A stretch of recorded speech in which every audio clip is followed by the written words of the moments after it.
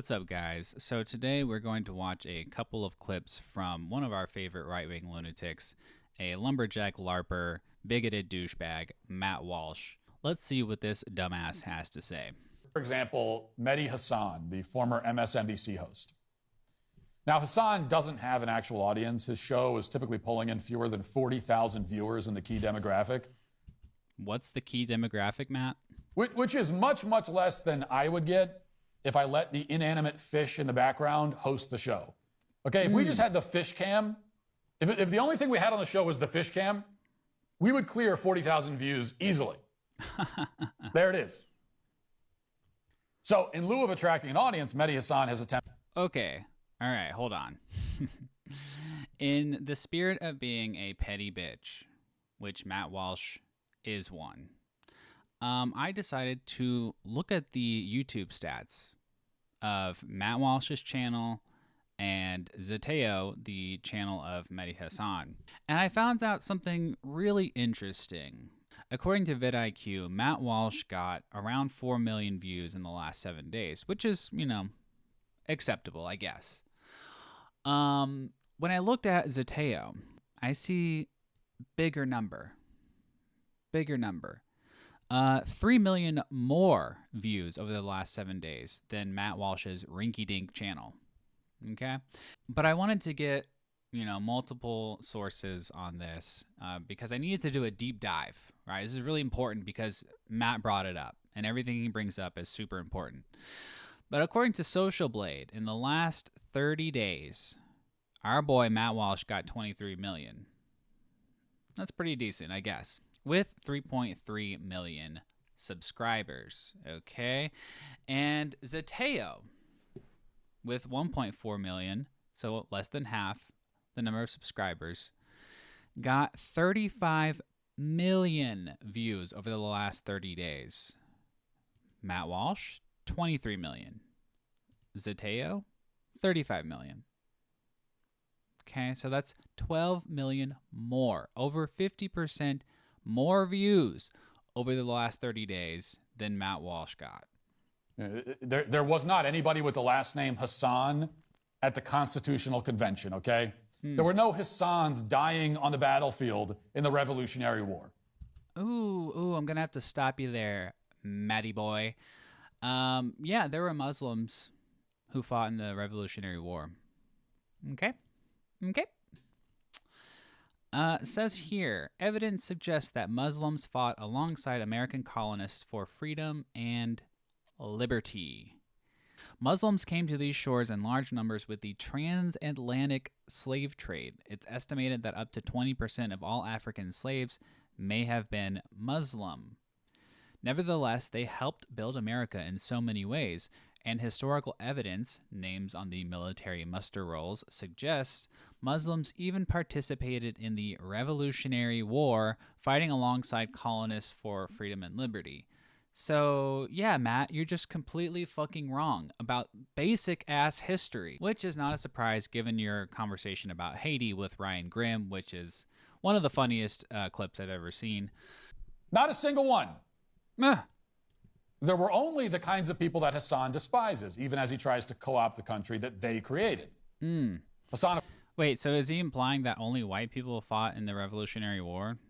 So this is the lie that they want you to believe, including even some conservatives will tell you this. They'll tell you that what you just heard there is just as American as a church bell. Just as the Muslim call to prayer at 5:30 in the morning, wafting through the air. Just as American as, Wafting through the air. What the fuck does that mean? We know what it means. It's a racist dog whistle. Yeah, Matt, okay, look, I know you're very ignorant of basic history and the Constitution, apparently. But we have a freedom of religion in this country.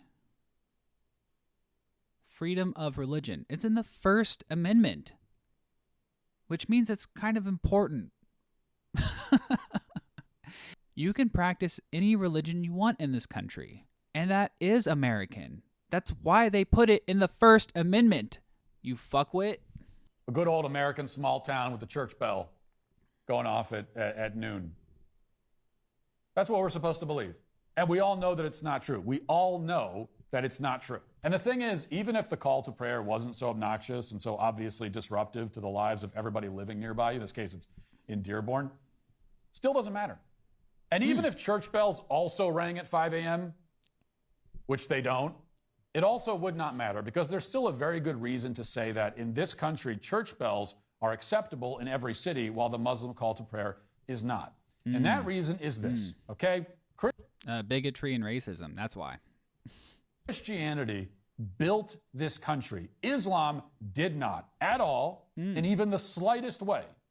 Islam has nothing to do with America. If Islam had ceased to exist 300 years ago, this country would not have lost a single thing.